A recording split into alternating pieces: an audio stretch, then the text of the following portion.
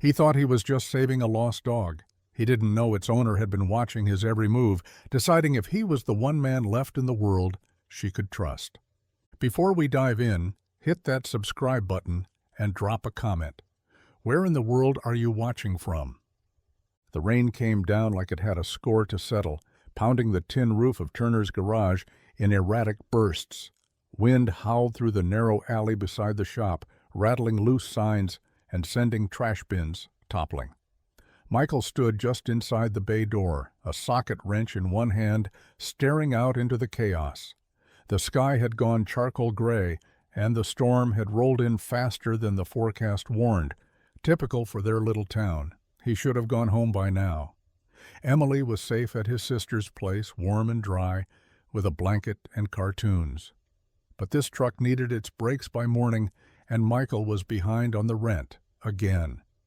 That's when he heard it. At first he thought it was the wind, just the moaning groan of metal shifting under pressure. But then it came again, sharper, desperate, a bark. He squinted into the downpour.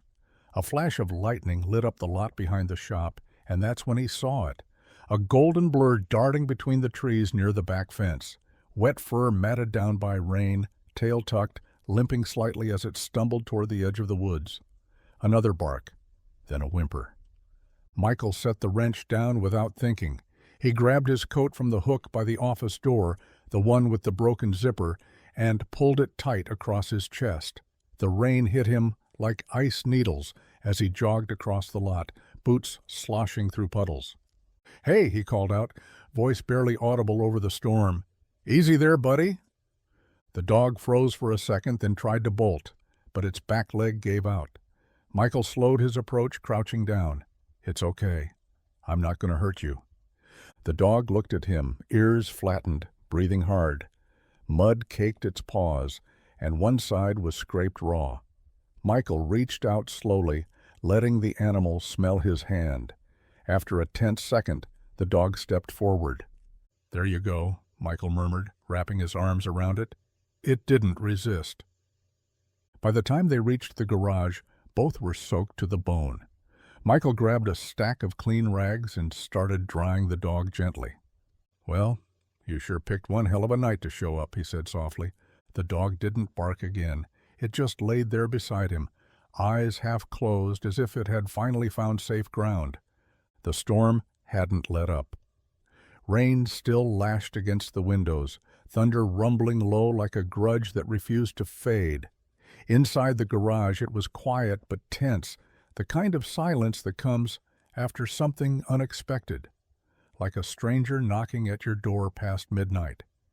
Michael crouched beside the dog, towel in hand, gently wiping away the worst of the mud.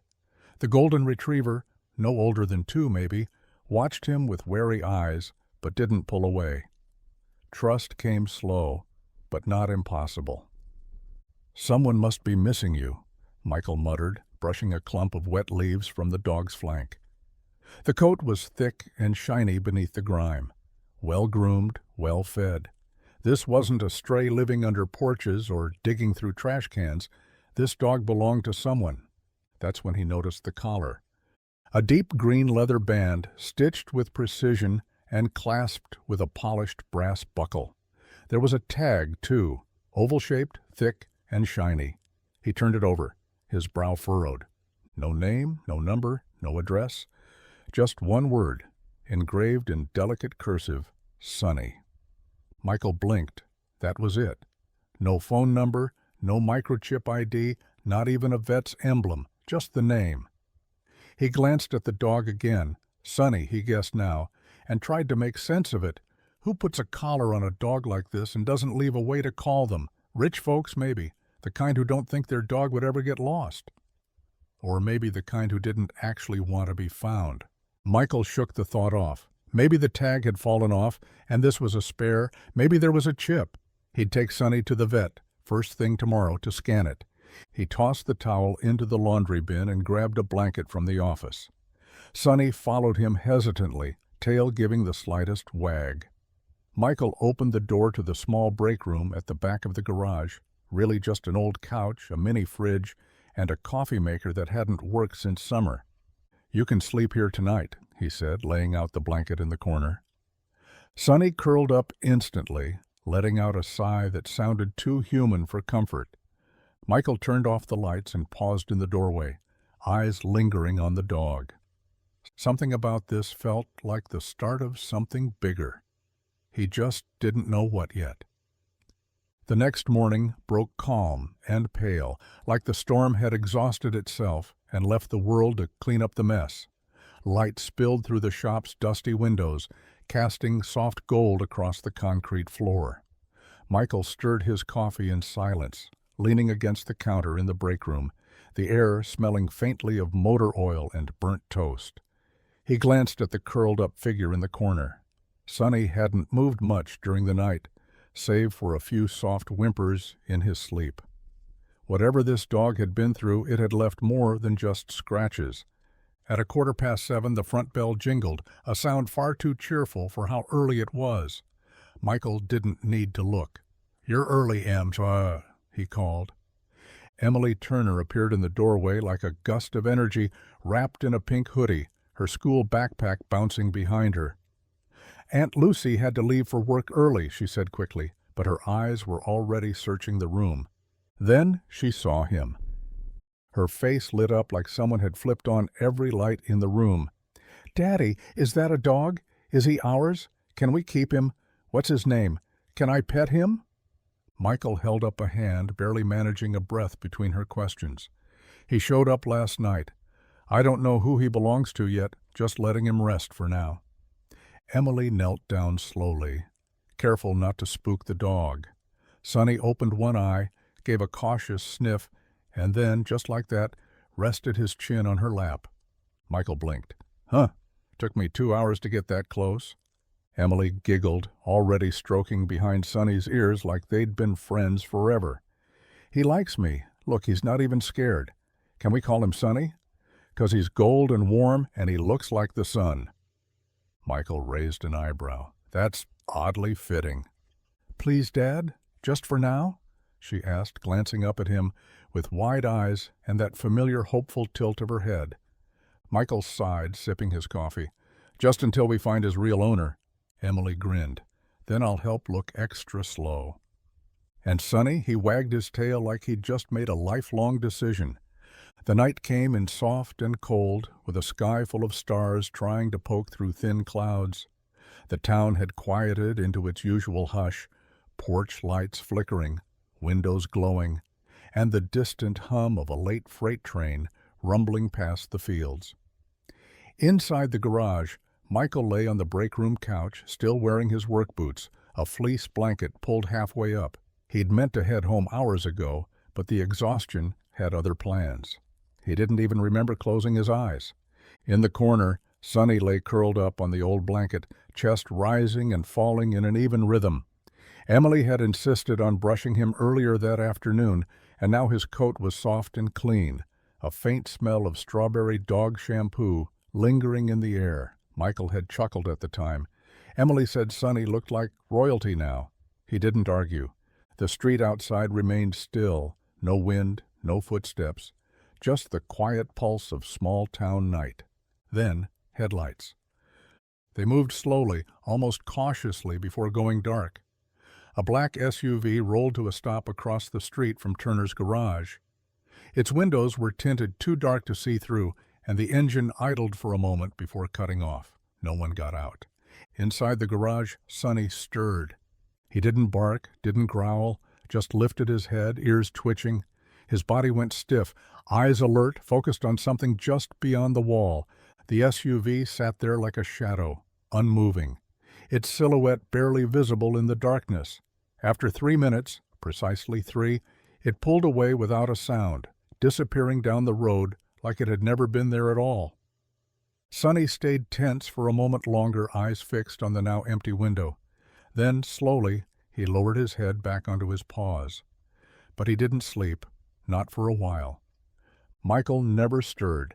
He didn't know about the SUV, didn't see the way Sonny had watched it, with the kind of focus animals only get when they recognize something or someone. Across town, the SUV turned into a gated driveway, its driver silent. The dog had been found. Now it was time to see who had found him.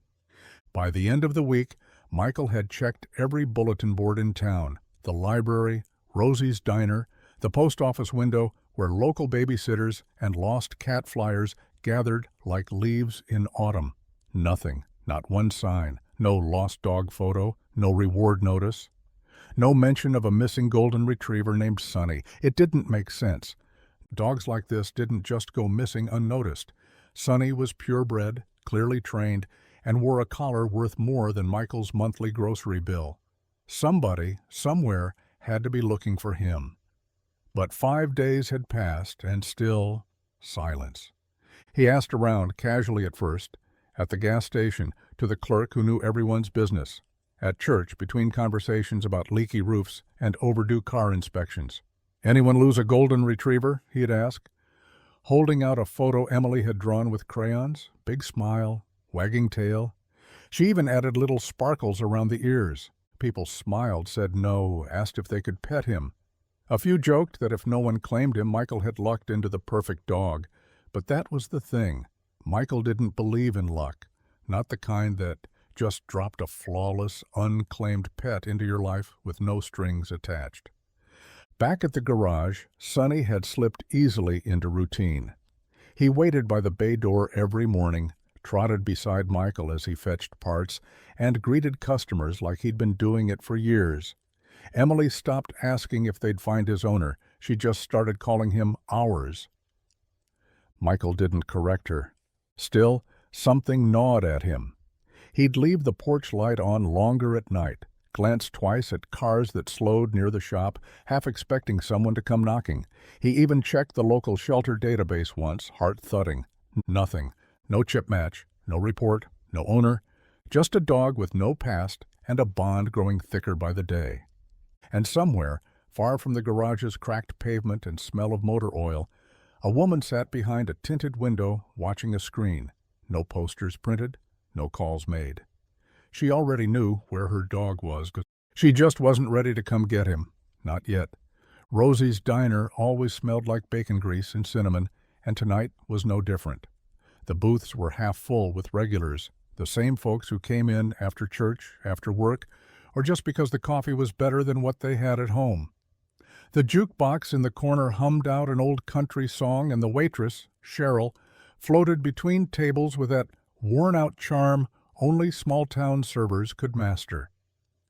Michael sat across from Emily in their usual spot by the window, their table cluttered with a basket of fries and a half-eaten grilled cheese. Emily swung her legs beneath the booth, humming to herself as she drew a little heart on a napkin. Sonny waited outside, tied gently to the post, sitting obediently with his head tilted toward the door, like he knew who was inside and why it mattered. Michael leaned back with a quiet sigh and glanced at the check. $7 and change. He pulled out his wallet and started sorting through the small pile of crumpled bills and quarters. He made it work, he always did, but it never stopped feeling like stretching a single thread across a canyon. Unseen by him, in the back corner near the pie display, a woman watched. She sat alone, posture straight, her coat still on, and her coffee untouched. Her dark hair was swept back into a low ponytail, not a strand out of place. Her eyes, sharp and still, never left Michael. Not in a suspicious way, not in a romantic way either. It was something else. A quiet observation, like watching a scene play out she'd already seen in her mind before. When Cheryl stopped by with the check, Michael smiled politely and handed over the pile of coins. "Sorry for the dimes," he said. Cheryl winked. "Money's money, sweetheart. Emily eat enough?" "Always," Michael chuckled. "She'd eat 2 if I let her." The woman in the corner listened to every word. Outside, Sonny perked up, nose twitching, gaze locked on the window. The woman glanced his way just for a second.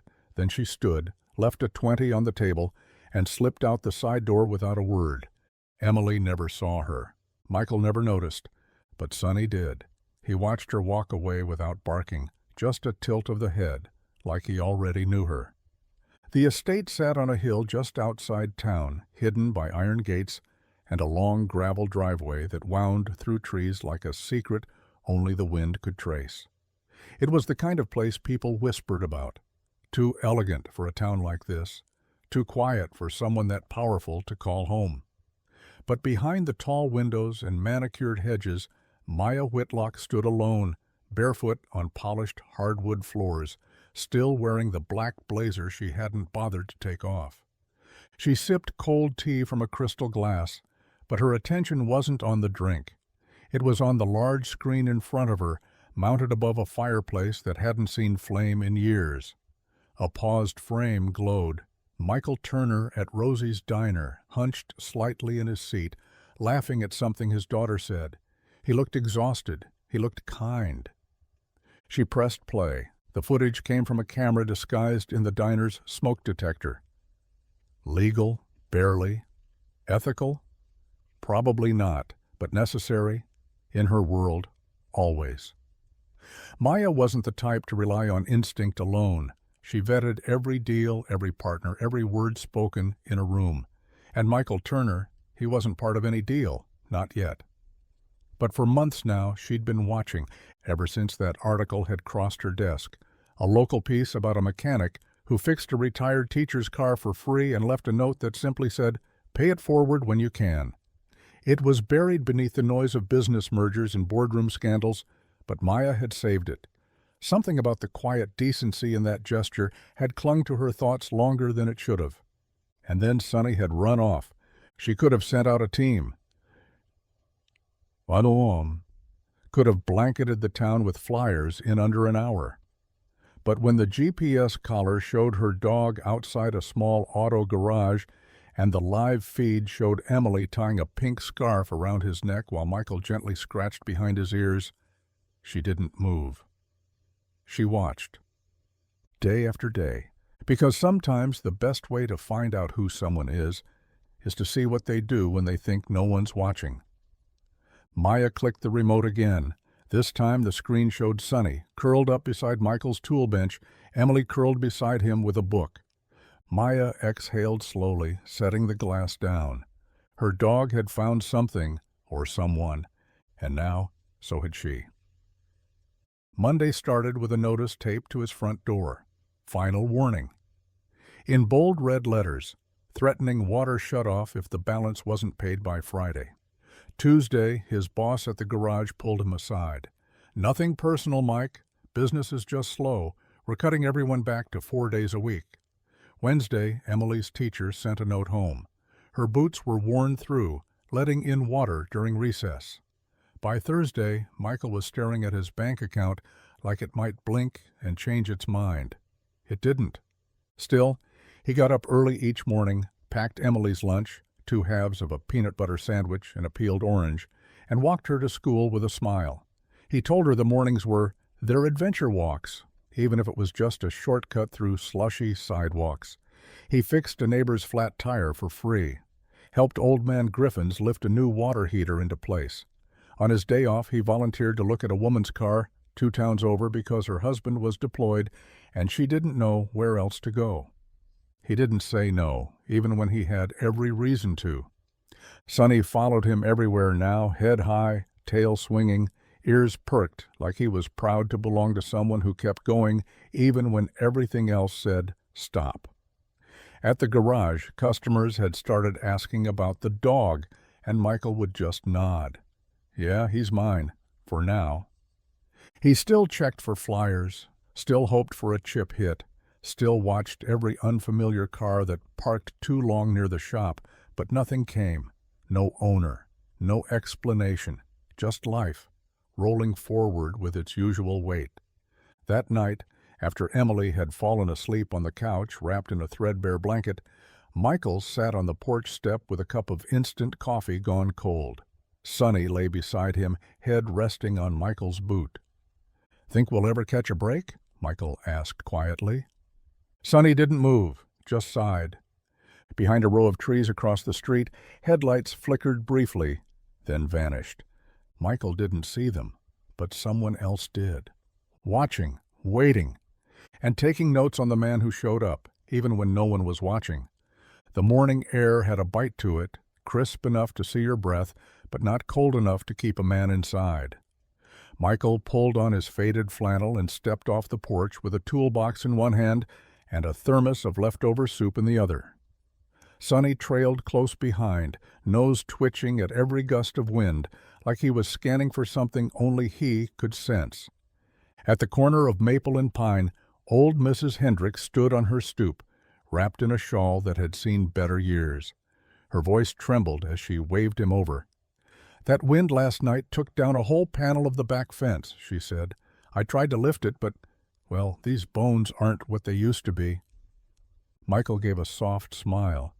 "Don't worry, I've got it." She opened her mouth, maybe to argue or maybe to thank him, but he was already moving, unlatching the side gate, toolbox clinking, Sonny trotting at his heels. The fence wasn't just broken. It was splintered in half, dragging the ground like a tired soldier. Michael crouched, ran a hand over the jagged wood, and got to work.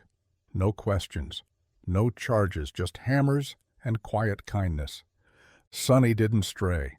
He lay down in the dirt, chin resting on his paws, watching as if this was just another one of their routines now. An hour later, the fence stood straight again. Not perfect, but strong enough to hold through another storm. Michael wiped his brow and returned to the porch, pulling the thermos from his coat. "You mentioned soup last time we talked," he said, handing it to Mrs. Hendricks. "This one's chicken and rice. Not fancy, but warm." The old woman blinked, clearly holding back tears. "You remind me of my husband," she whispered, "always showing up before anyone asked." Michael nodded softly. "He sounds like a good man." She chuckled. "He would have liked you." As he walked back through town, the sun peeking out from behind winter clouds, Sonny nudged his hand with his nose, gently, like a thank you. Michael scratched behind his ears. Neither of them said a word. They didn't have to.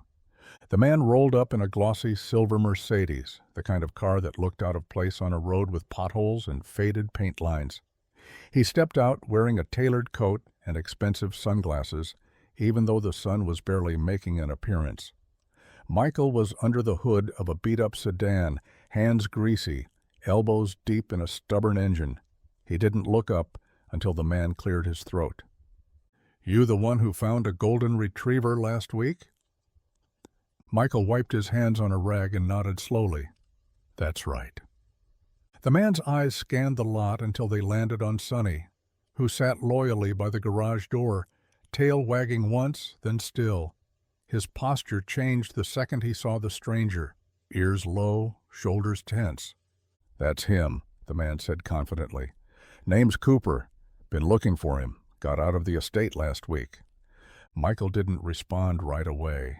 He studied the man, sharp watch, designer boots, a briefcase sitting on the passenger seat.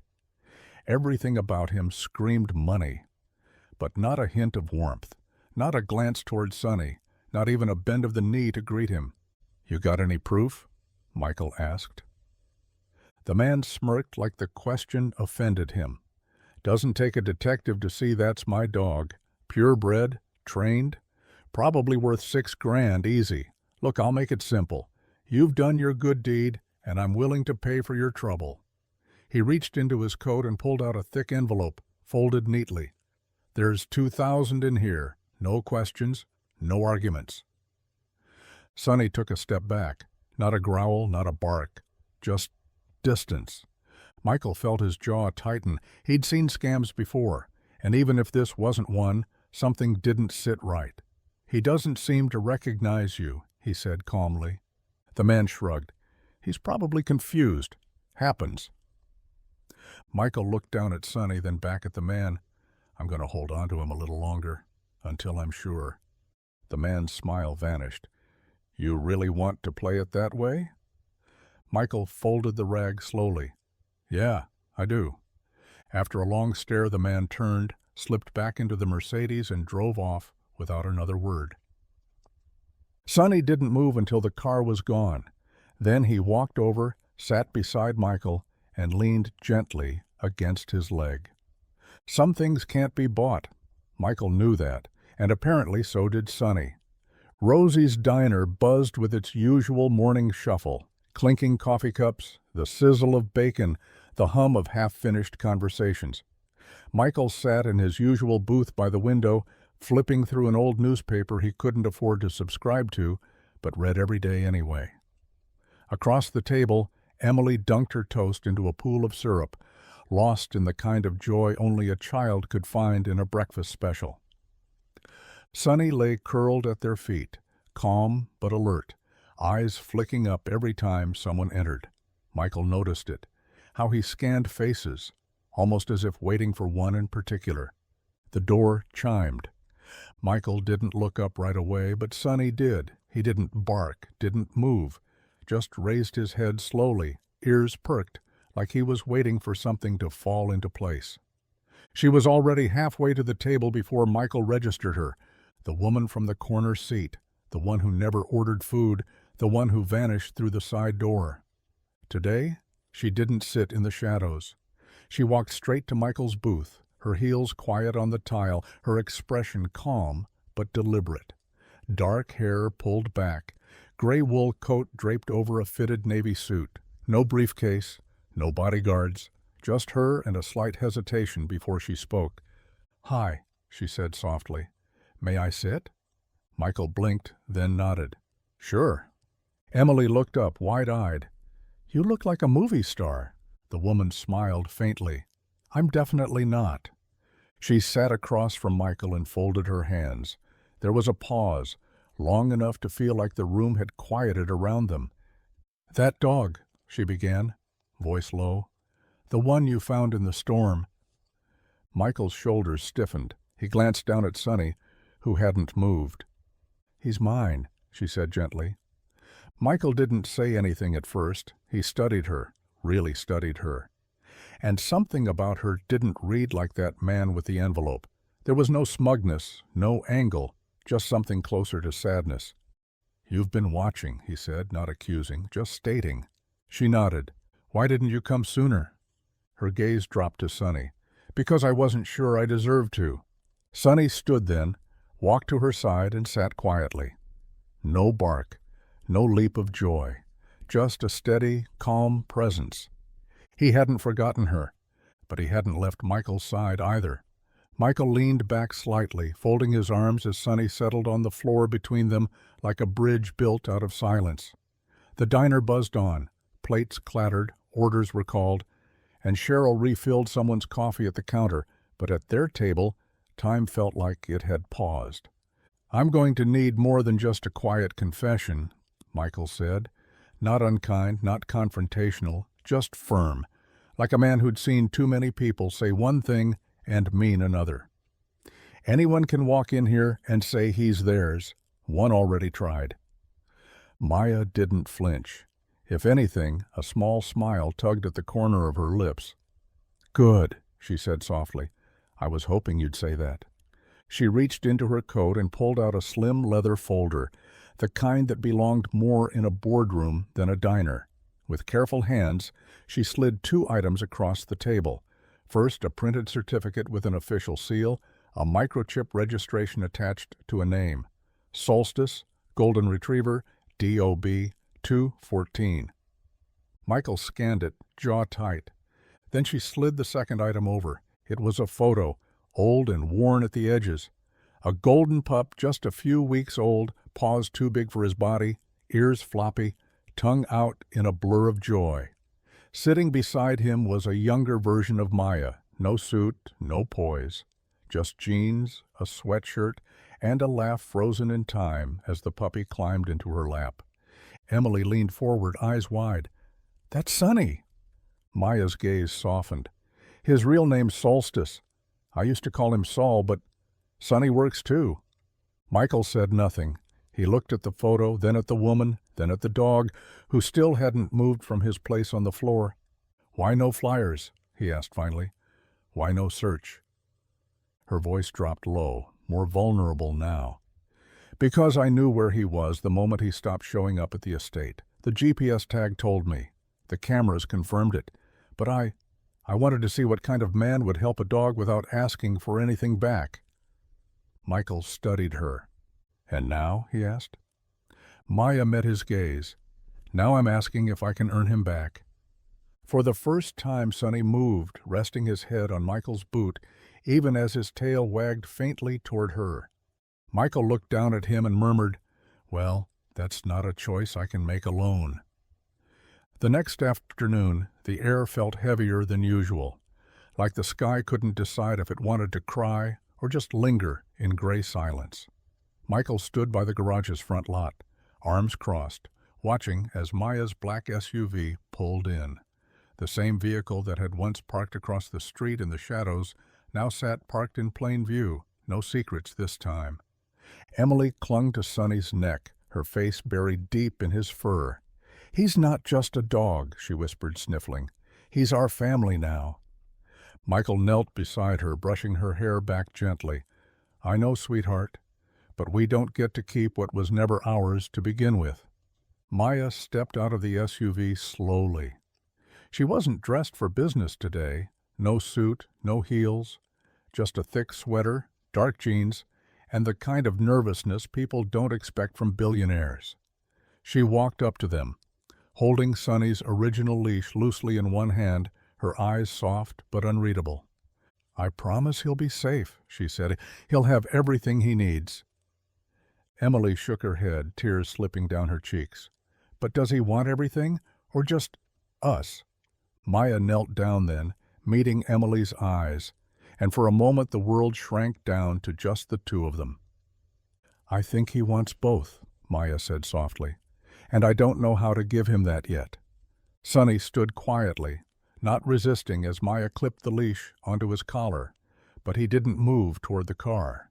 He just looked back at Michael and Emily, waiting, maybe hoping, for someone to say it was all a mistake. Michael finally nodded. "Go on, boy." Sonny's tail gave a weak wag. He walked toward the SUV, paws hesitant, ears low. He jumped in the back seat with a heavy thump and sat down, staring out the window. Maya didn't get in right away. She stood beside the open door, fingers curled around the handle. "Thank you," she said, eyes on Michael now, "for everything." He gave a tight nod. "Take care of him." As the SUV pulled away, Emily pressed her face into Michael's chest and cried. And Michael, who had seen more losses than he liked to count, held her close. Up the road, Maya drove slower than she needed to. Every glance in the mirror showed Sonny staring back at the place they'd just left. And somehow, the goodbye felt like a door half closed, not shut. Not yet. The morning after Sonny left, the shop felt quieter, not just in sound, but in spirit. The kind of stillness that settles after something important walks out of your life. Michael arrived early, out of habit more than necessity, and paused at the front door when he noticed something unusual. A white envelope, neatly tucked under the metal frame, fluttered slightly in the breeze. No name, no return address, just a clean fold and a sense that someone had left a whisper instead of a knock. He bent down and picked it up, fingers brushing the faintest trace of perfume. Inside there was a small note written in careful script. No signature, just words. "Thank you for showing him kindness when the world forgot how. People like you are rare. I hope this helps." Beneath it, folded crisp and untouched, was a check. Blank. No amount written. Just Michael's name on the pay to line and a signature scrawled with practiced grace, Maya Whitlock. He stared at it for a long time, the corners of the paper fluttering slightly in his hand. It was power tucked into four corners of a slip he hadn't asked for. A doorway to anything, a new roof, new boots for Emily, groceries without guilt. He could write any number, and the bank wouldn't blink. He walked inside, set the envelope on the workbench, and stood there staring at it while the coffee brewed. It felt like a test, or maybe a gift, maybe both. By noon he had folded the check back into the envelope, sealed it shut, and slid it into the top drawer of his old filing cabinet right next to expired warranties and worn-out receipts. He never told Emily about it, and when Cheryl at the diner asked if he'd heard from that fancy dog lady, He just shook his head. She said thank you, was all he said. Outside, the wind picked up, brushing past the shop like a visitor passing through. Some things you earn, some things you let go, and some things, Michael knew, were meant to come back in their own time. It was a Thursday morning when she showed up again. No engine, no headlights, no SUV humming down the road, just footsteps, soft ones, on gravel, the crunch steady and unhurried. Michael didn't hear her at first. He was beneath a rusted-out sedan, wrench in hand, sweat on his brow despite the chill in the air. Then a shadow moved across his boot. He slid out from under the car, expecting a customer or a neighbor with a battery issue. Instead, she stood there, Maya, dressed in a dark wool coat. No heels this time, no makeup, hair pulled back into a simple ponytail that made her seem strangely human. "You walked," Michael said, wiping his hands on a rag. She nodded, catching her breath. "Didn't feel right to drive." He leaned against the side of the car, not entirely sure what to make of her. "I've been thinking about the limp," she said. "Sonny's, I mean. When I picked him up, it was gone. He'd had it for months. Vets couldn't figure it out. But you did something."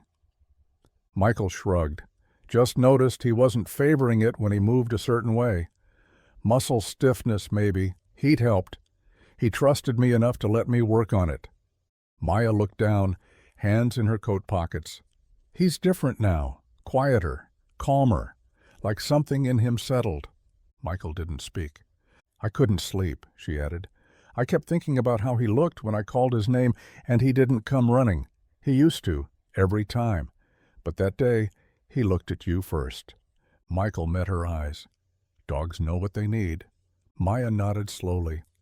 "So do people sometimes."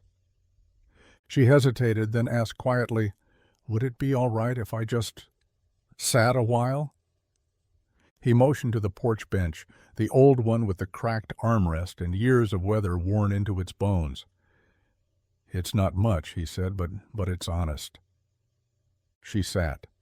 And for the next hour they didn't talk about money or ownership or the way the world splits people into categories. They just shared the silence. And somehow it felt like something was starting again. It started with coffee. Not the fancy kind with foam art or imported beans. Just two mismatched mugs from the garage break room, filled with whatever Michael had brewed that morning. He handed her one, steam curling into the late morning air, and she accepted it without a word. No filters, no titles, just two people standing in the quiet hum of an ordinary day. Then he said, "You want to see the town?" She smiled slightly. "Is it walkable?" He looked down at her polished boots, then at his own worn work boots, caked in the town's signature blend of dust and grease. "If those survive Maplewood's sidewalks, I'll be impressed." They walked, past the church with peeling white paint, where the bells rang off-key but always on time, past the school playground where kids screamed joy into the sky, past the barbershop window where old Pete waved from behind the glass, clippers in hand. Michael greeted everyone by name, the mail carrier, the gas station clerk, even the stray cat outside the bookstore that he swore nodded back at him. Maya watched it all, silent at first, but the longer they walked, the more she saw. Not just the town, but him. How he slowed when they passed Mrs. Callahan's house, knowing she couldn't get out much anymore. How he nodded to the teenager dragging a garbage bag, asking, "Your mom doing okay today?" How he paused at the corner store window and tapped on the glass so the shop owner's toddler inside could press his tiny palm against the other side. He wasn't trying to impress her.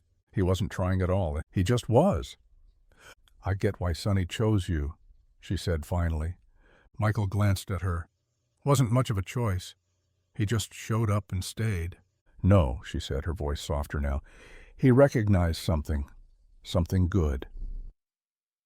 They paused at the edge of town where the fields opened wide and the sky stretched bigger than it had any right to. She stood there, her designer boots dusted with earth, side by side with a man who smelled of engines and knew how to fix things people didn't even know were broken. And, for the first time in a long time, Maya felt like maybe something inside her had been quietly repaired too.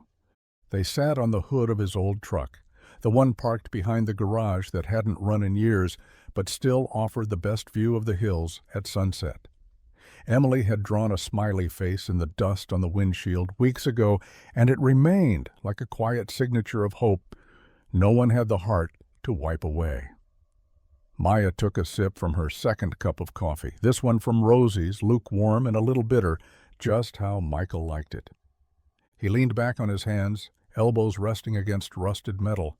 "So," he said, "I gotta ask, what brings a woman like you to a place like this, besides chasing down runaway dogs?"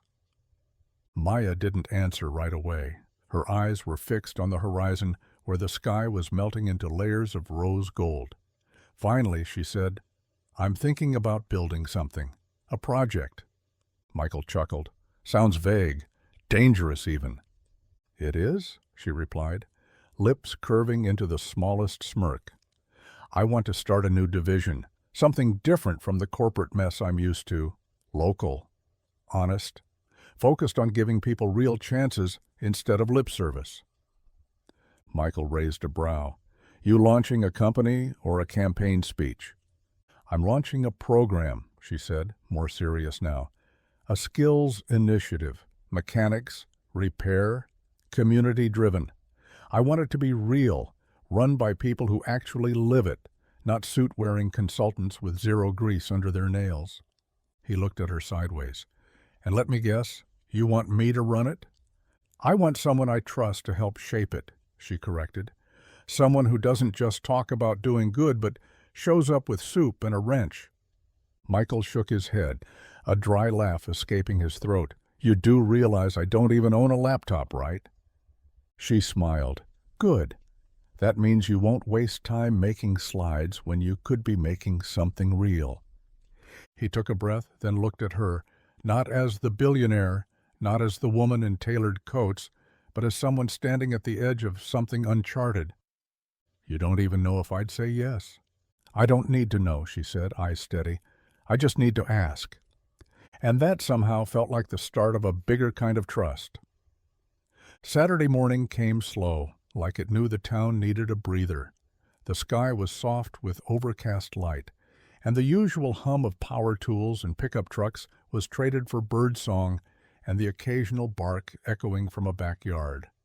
Michael stood at the workbench, tightening the last bolt on a lawnmower engine, while Emily sat nearby on an upside-down milk crate, drawing with chalk on the cracked pavement. Sonny, now freshly groomed and wearing a red bandana Emily had tied herself, snoozed under the shade of the old oak just outside the garage bay. Everything felt settled, at least for now. Then Maya appeared. She didn't honk, didn't text, just walked up like she'd always belonged, carrying 2 paper bags from Rosie's, one marked Turner in Sharpie, the other E. She wore jeans and a loose sweater, her hair pulled back in a low bun, and her heels replaced with worn-in sneakers that still somehow looked expensive. "Delivery service," she said, holding up the bags like a peace offering. Michael gave her a half smile and wiped his hands. "That'll earn you coffee privileges for life." Emily turned at the sound of her voice, squinting up at the tall woman with cautious curiosity. Maya crouched beside her and offered the smaller bag. "Cinnamon roll, with extra icing.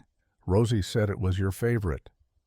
Emily took it carefully, then studied her for a long moment, the way only kids can, with eyes that saw everything, even when they didn't have words for it. "Are you my dad's friend?" she asked finally, voice quiet but curious. Maya blinked, taken off guard by the question. "I hope so," she said honestly. Emily tilted her head. "You look like someone from the movies, but you talk normal." Michael laughed softly from the bench. "That's about the highest praise you'll get from her." Maya smiled. "I'll take it." Emily unwrapped her cinnamon roll and sat cross-legged on the ground beside Sonny, who leaned over to sniff the icing. She glanced back up. "If you are his friend, you should come by more. He doesn't have many." Michael looked away, pretending to adjust a wrench he didn't need to touch. Maya looked at him, And for the first time since all this began, the word friend didn't feel small. It felt like the beginning of something sacred. The invitation came on a folded piece of cardstock, tucked inside a takeout bag from Rosie's. Michael didn't notice it until later that evening, when he was cleaning up dinner scraps and trying to get Emily to stop feeding Sonny bits of her cornbread under the table. He pulled it out with a confused squint, expecting a receipt. But it was handwritten, simple, and neat. Dinner, my place, Friday at 6. You and Emily. No pressure, just food, maybe a fire, and a little less distance. Maya. He stared at it longer than he should have. That night, he left it on the kitchen counter and told himself he'd think about it. But every time he passed by, he saw the way Maya had worded it. Carefully, like she didn't want to push, like she wasn't sure if he'd say yes. By Thursday night, he was still undecided. "You should go," Lucy said while helping Emily with her hair in the living room. "Emily's been bouncing off the walls since she heard." "I don't know," Michael muttered. It's not my world." Lucy gave him a look that only older sisters can manage. "Your daughter thinks the woman's a princess. Don't be the guy who makes her miss dinner at a castle because of his pride." Friday came with a hesitant sky, the kind that couldn't decide between golden hour and storm clouds.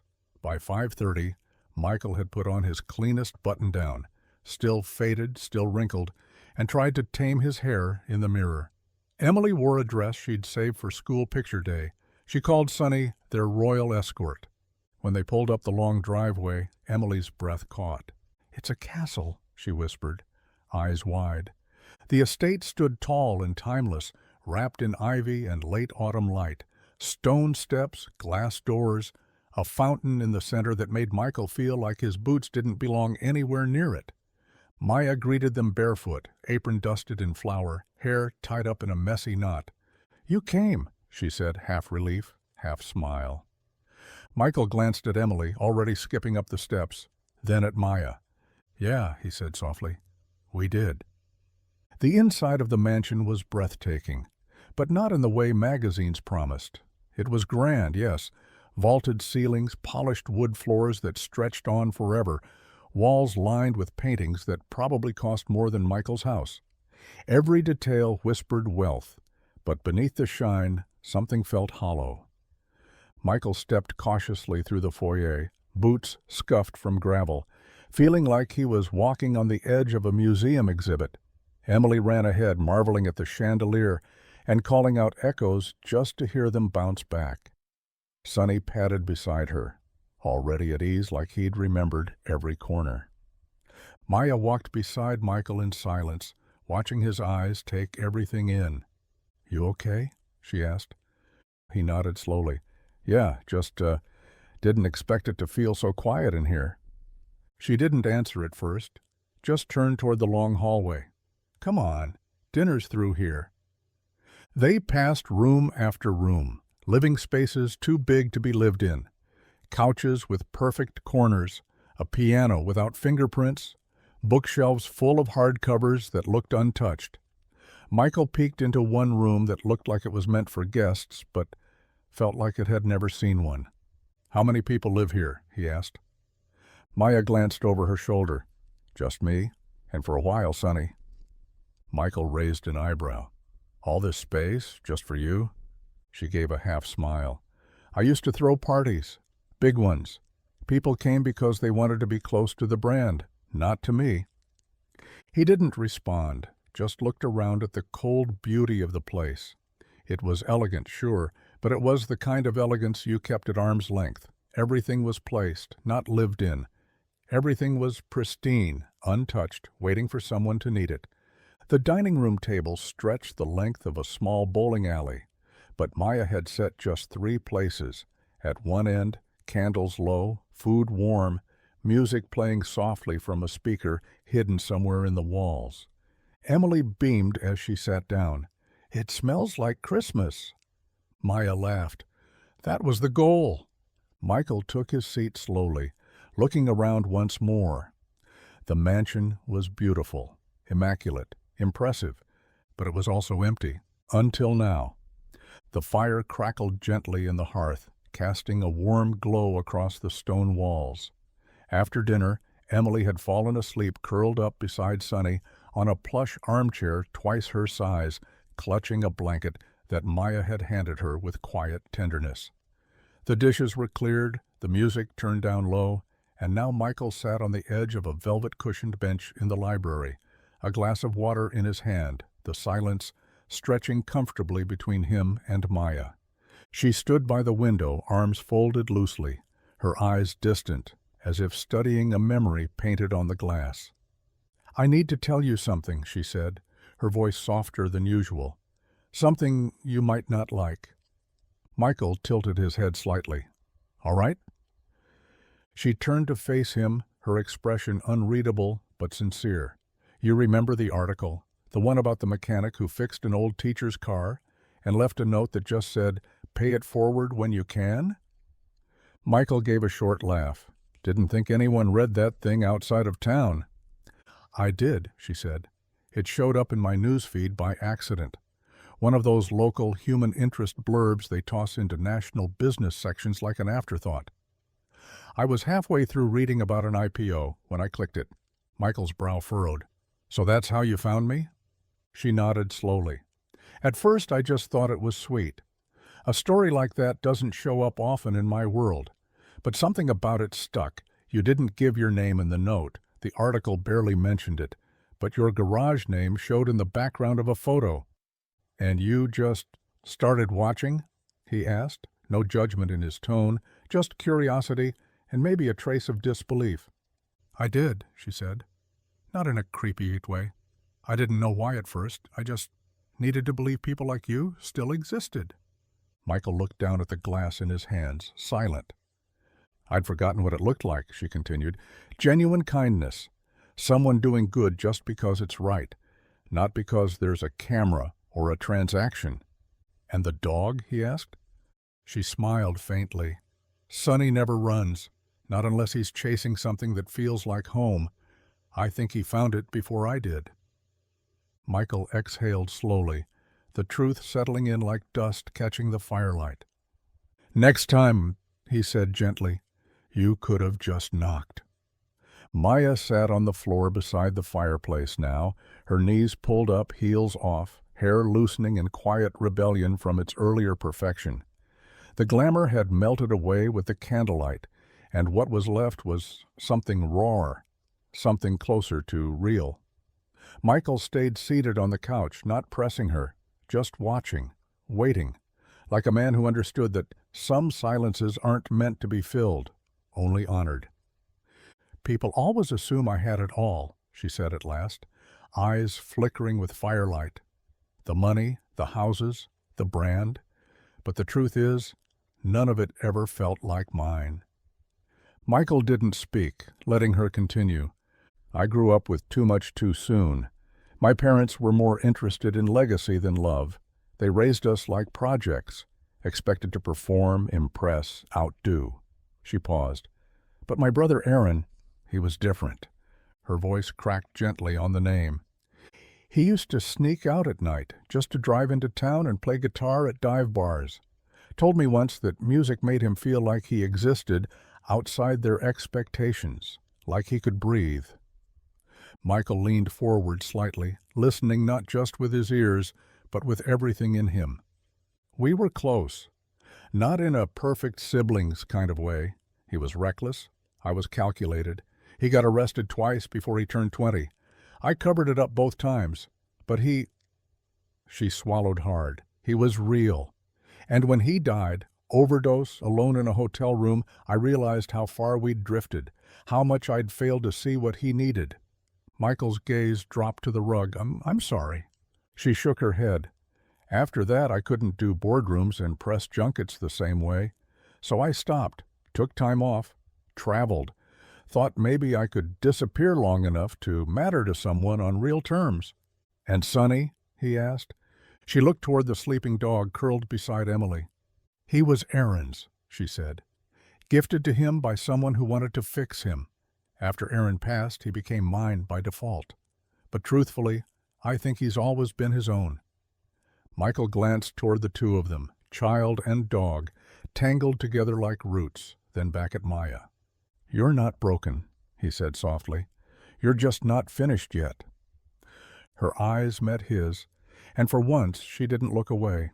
The call came late, well past closing, after Emily had gone to bed and the shop lights had gone dark. Michael had just set down a mug of tea when his phone buzzed with a number he didn't recognize, but something in his gut told him to answer. "Maya?" he said after a moment. Her voice on the other end was barely more than a whisper. I didn't know who else to call." 10 minutes later he was in his truck, driving through the dark with headlights cutting through fog. The mansion looked different at night, less impressive, more isolated. He let himself in with the gate code she'd shared weeks ago and found her curled on the couch, wrapped in a blanket, face pale, forehead damp with sweat. "I thought it was just a headache," she murmured. Then chills hit. "I didn't want to call anyone from the house staff. Didn't want the noise." Michael said nothing. He just crouched down beside her and gently pressed a hand to her forehead. Burning. "Flu, maybe worse," he muttered, already checking her pulse like it was second nature. "Why didn't you say something earlier?" She gave a weak smile. "Wasn't sure I was allowed to be vulnerable anymore." He moved quietly through her kitchen, boiling water, grabbing a thermometer, rummaging for clean towels. Sonny paced at her feet, worried but silent. Michael returned with medicine, a damp cloth, and the calm hands of someone who'd done this before, many times. Not for billionaires, but for his daughter, his sister, his mother once. He helped her sit up, held the cup as she sipped, tucked the blanket tighter around her shoulders when she shivered. Not once did he ask for anything. Not once did he bring up how strange it was, how the woman who'd built an empire couldn't stand on her own tonight. He just stayed. That night he slept on the couch across from hers, boots still on, jacket draped over him, one eye open whenever she stirred. And when dawn broke soft and silver over the estate, she whispered into the quiet, "You didn't have to stay." He replied without looking up, "Yeah, I did." By the time Sunday service let out, the town had already chosen sides. Rosie's diner buzzed with half-whispered theories between bites of pancakes. The gas station clerk leaned across the counter with raised brows as customers paid for coffee. Even the librarian paused her stamping to murmur, "Did you see that car outside Michael Turner's shop again? That black one with the city plates?" People noticed. They always did. Some were warm about it. "Good for him," they'd say. "About time something good happened to Michael." Those were the ones who remembered when he stayed up 3 nights fixing the church furnace during a blizzard, or how he let Mrs. Dorsey's son work odd jobs at the shop after school when no one else would give him a shot. But others were sharper, colder. "Figures, she's slumming it for some PR stunt. You think he's got her fooled? She'll be gone in a month. Bet he's selling out. Just wait, there'll be a big chain garage sign up by summer." Michael didn't hear all of it firsthand. He didn't have to. In a town like Maplewood, silence speaks louder than words. It was in the way some folks stopped waving as he passed, how others gave him that too polite smile that meant they'd already made up their minds. At the garage he kept his head down, repaired what needed repairing, changed oil, tuned engines. But the whispers followed, clinging like smoke after a fire. He noticed Cheryl hesitating before asking if Maya would be coming by again. He saw the old man at the hardware store nudge his buddy when Michael walked in. And though he never said a word to defend himself, he felt it. In the pit of his stomach, the space where doubt likes to grow. But then Emily came home with a drawing. Him, Maya, and Sonny standing under the sun, holding hands, smiling. "Someone in class said she's too fancy to like you," Emily said innocently, chewing on her pencil. "But I told them they're wrong. You're my dad. You're the best." Michael smiled and kissed the top of her head. Let them talk, he thought. He knew who he was, and maybe, just maybe, so did she. The offer didn't come in a boardroom or over a contract or with champagne and handshakes. It came under the shade of the old oak tree behind the garage, where Michael had set up a folding chair and an oil-stained table to sort through parts for a rebuilt carburetor. Maya leaned against the tree trunk, sleeves rolled up, a notepad in hand, more for comfort than necessity. Sonny lay sprawled at their feet, tail twitching in his sleep. Emily was inside the shop painting a "no tools beyond this point" sign that no one would actually obey. Maya took a breath and looked at Michael like she was about to admit something bigger than money. "I want to start something here," she said. "Not just charity, not a press release, something real." Michael didn't look up from the carburetor. "You already said that." She smiled. "Let me finish. I want to build a school, a place where kids, people who never had a shot, can learn to fix things. Not just machines. Themselves. Their futures." Michael set the part down slowly. "You're serious?" "As a heart attack." He studied her for a long moment. "What's the catch?" "No media," she said, eyes firm. "No ribbon cutting, no camera crews, no branded t-shirts. This isn't about me. It's about what you do here, the way you fix things without asking for thanks. I want to fund it, but only if you run it. Your rules, your name, your heart." Michael leaned back in his chair, folding his arms. "I'm not a teacher." "You don't need a degree to teach integrity," she said, "or grit, or how to do a job right the first time." He looked past her toward the open garage bay where Emily hummed as she painted. "I don't want it to feel like someone else's idea," he said quietly. Maya stepped closer. "Then let's build it your way." And just like that, a seed was planted, not in contracts or checkbooks, but in trust. A secret partnership, quiet, rooted, the kind that doesn't seek applause, only purpose. It was a lazy Saturday morning, the kind where the sun came in slow and the world didn't rush to meet it. The garage doors were rolled up, letting in a breeze that smelled like pine and pavement. Birds chirped in the distance, and for once no engines roared, just peace. Michael stood beside an old truck raised on the lift, its undercarriage rusted and tired, but salvageable. Emily was by his side, oversized goggles slipping down her nose, her hands clutching a small wrench with both excitement and caution. "Righty-tighty, lefty-loosey," Michael said, his voice patient, his hands steady as he guided hers. "But before you turn anything, you feel it first. See if it's ready to move. Don't force it." Emily nodded, her brow furrowed in concentration. "Like it's a secret code?" Michael chuckled. "Exactly. Every bolt tells a story. You just have to listen." Maya stood just beyond the frame of the bay door, leaning against the post, arms crossed, eyes fixed not on the truck, but on them. The way Michael knelt to Emily's level, the way he spoke with care, never dumbing it down, never rushing her. The way Emily looked up at him with pure belief, like he held the keys to everything that mattered. She didn't say a word, didn't want to break the moment. Emily grunted as she tried to turn the wrench, face scrunched, legs bracing like she was trying to move the earth. Michael smiled. "Try again, but this time, grip from here. Use your body, not just your hands." She shifted, tried again, and the bolt gave with a soft click. "I did it," she gasped, eyes wide with victory. Michael grinned. "Told you, mechanics in your blood." Emily beamed. "Can I fix the whole truck?" "Let's start with one bolt at a time." Maya felt something swell in her chest then, unexpected and warm, not envy, not regret, wonder. This wasn't a lesson in tools. It was a lesson in love, in presence, in being seen and taught not because you're small, but because someone believes you'll grow. And in that moment, she realized something quietly life-changing. She wasn't watching a mechanic.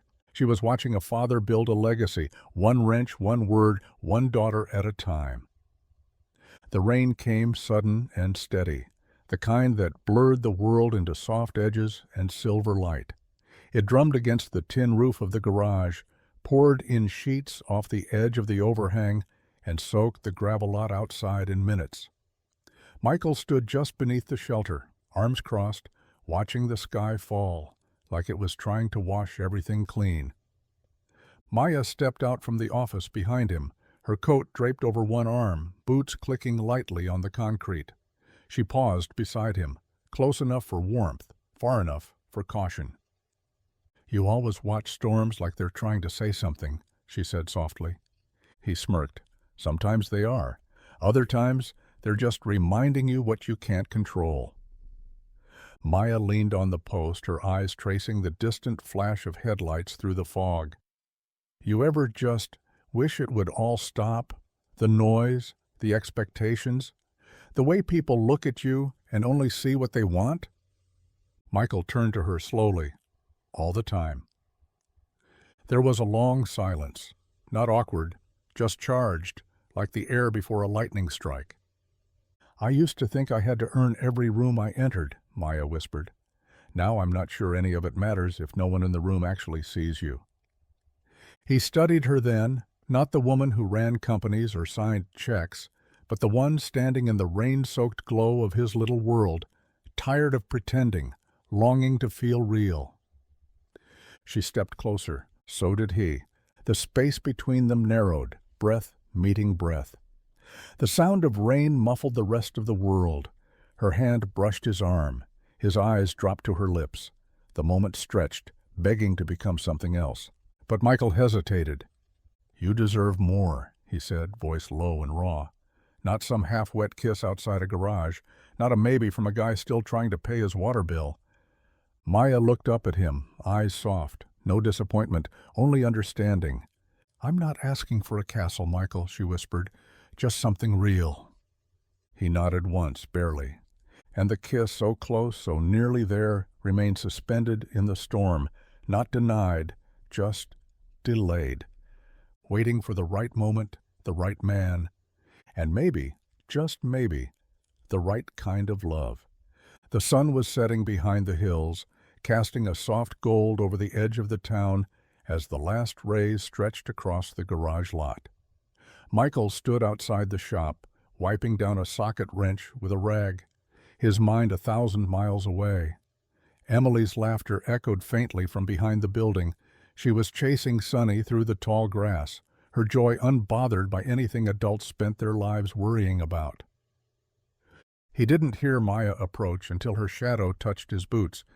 "Hey," she said gently. He turned, surprised to see her without her usual calm reserve. She looked nervous, truly nervous, for the first time since he'd met her. Her hands held something large, rolled and tied with a ribbon, and dangling from her fingers was a single key. "I've got something to show you," she said. Michael raised an eyebrow but said nothing as she set the blueprint tube down on the tailgate of his truck and carefully unrolled it. Pages of detailed sketches spread out. Architectural renderings, floor plans, workshop layouts, a school, no, a working garage, a classroom, a place for kids to learn with their hands, to rebuild more than engines. At the bottom, in bold ink, were the words Turner Trade Academy. He stared at it for a long moment, speechless. Then Maya did something no one expected. She dropped to one knee. No ring, no cameras. Just her, kneeling in oil-stained gravel, a blueprint between them and hope written all over her face. "I'm not asking you to marry me," she said, voice trembling with something deeper than fear. "I'm asking you to build something with me. A real future, not out of wealth or reputation, but out of the kind of honesty this town forgot it needed." She held out the key. "To the building I just bought on Main Street. It's empty, but not for long." Michael swallowed hard, emotion rising like a tide. "You want me to run it? I want you to shape it, your way, with your name. I'll fund it. I'll fight for it. But I want to do this together." He looked at the key, then at her. It wasn't a proposal of love, not yet. It was something more dangerous. It was a proposal of trust. The grand opening was nothing like the press events Maya Whitlock used to host. No flashing cameras, no red carpet, no velvet ropes or industry insiders, just the sound of laughter, the smell of fresh paint and sawdust, and a banner strung across the entrance with bold, handwritten letters. Built on kindness, powered by second chances, the Turner Trade Academy sat on the edge of Main Street in what used to be an abandoned hardware store. Now its wide glass windows gleamed with life. Inside, tool racks lined the walls, workbenches were spaced in even rows, shelves full of donated and polished parts stood ready for use. Outside, folding chairs formed a half circle in the lot, filled with townsfolk, curious, skeptical, hopeful. Maya stood to the side, in jeans and a soft gray sweater, hands tucked in her pockets. No microphone, no stage, no spotlight. She didn't want it. This wasn't her story to tell. Michael stepped forward, adjusting his collar, his hands a little too stiff for comfort. Emily clapped first, sitting proudly in the front row beside Sonny, who wore a blue bandana with the words "Shop Dog" stitched into it. Michael cleared his throat. "I never thought I'd be standing here," he began. "Truth is, I've spent most of my life fixing things that other people gave up on. Engines too old, bolts too rusted, hearts too tired." A few quiet chuckles stirred in the crowd.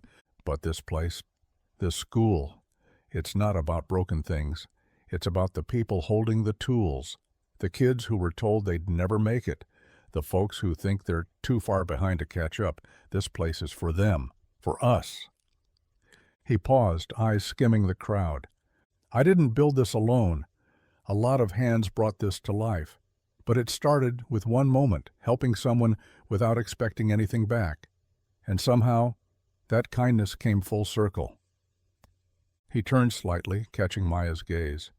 "We're not here to impress anyone.